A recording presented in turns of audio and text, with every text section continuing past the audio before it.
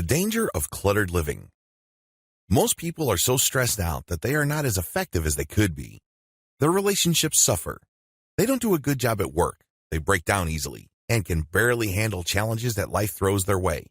You have to understand that life is not smooth nor easy. Life, after all, is made up of one unpleasant surprise after another. Some of these surprises can turn out to be positive if you prepare yourself properly.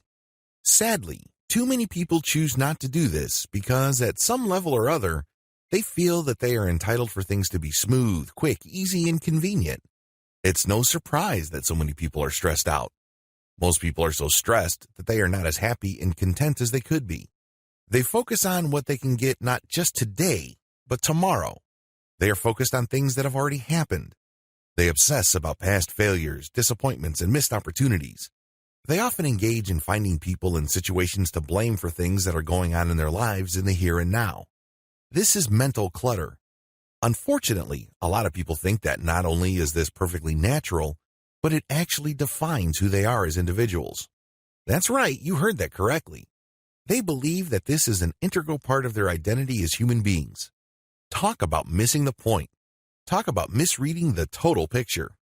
Mental clutter, unfortunately, doesn't fall out of the sky. It doesn't appear at random. It is not something that you luck into. Instead, it is part of a larger equation. Believe it or not, physical clutter leads to mental clutter, and this produces a self-enforcing mechanism. The more mental clutter you suffer from, the more you tend to create physical clutter around you. And when you see this in your physical surroundings, you stress out and create even more mental clutter. The process repeats itself over and over again. It is a negative feedback loop that way too many of us are simply clueless about. If you are in any way, shape, or form unhappy with any aspect of your life, chances are quite high that you can trace that unhappiness and discontentment to mental clutter. This toxic feedback loop holds people back from the life of victory, success, and happiness they could otherwise be living. The worst part of this is that it's invisible. In fact, a lot of us justify this or make excuses for this to the point that this is what defines us. If somebody were to come into our lives to try to simplify things, don't be surprised if you put up a fight. If somebody told you that a lot of the things that you're holding on to are unnecessary or even downright toxic, you would not be alone if you were to push back. You might even be thinking, how dare you question me? How dare you insult me? This is part of who I am. This is how people instinctively respond to any kind of decluttering maneuver imposed from the outside. I raise this issue because if you want to change, you have to want to change. It's one thing to mentally accept that you have to change, but it's another to let that mental awareness sink into the level of your emotions. That is crucial because, unfortunately, until and unless you develop a sense of emotional urgency regarding what you need to do, nothing will get done. Somewhere along the way, you would put up some sort of justification. At some point in time, you would come up with a range of excuses. Now, a lot of this is not obvious. In fact, in many cases, it seems like you're saying or thinking about the most natural things in the world. This is how people trip themselves up systematically. They know that things have to change. They know that they are far from happy. They know that they are not living a life based on their fullest potential. They know what is wrong.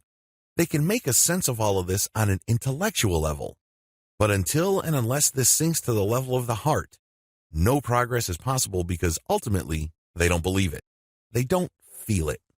What is at stake? When you stress yourself out because of mental and physical clutter, it doesn't end with you. You're not some sort of self-contained organism that can hold in all these conflicting signals and emotions.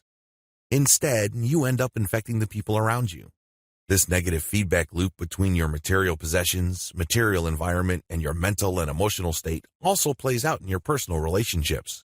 Just as physical clutter stresses you out and your mental clutter produces even more physical clutter, when you are filled with all sorts of toxic emotions, ideas, attitudes, and mindsets, don't be surprised if this leaks out. This creates divisions, misconceptions, misunderstandings, and guess what happens? Your relationships get worse and worse. Now, this doesn't necessarily mean that all your relationships will blow apart. Things are not that dramatic. Instead, you might end up with passive-aggressive arrangements. You might end up in a situation where you are sabotaging each other to emotionally get back at each other. This can take many different forms, but they all lead to the same place, your relationships. Instead of building you up and leading to a mutual emotional, psychological, and spiritual health, it ends up becoming yet another toxic feedback loop.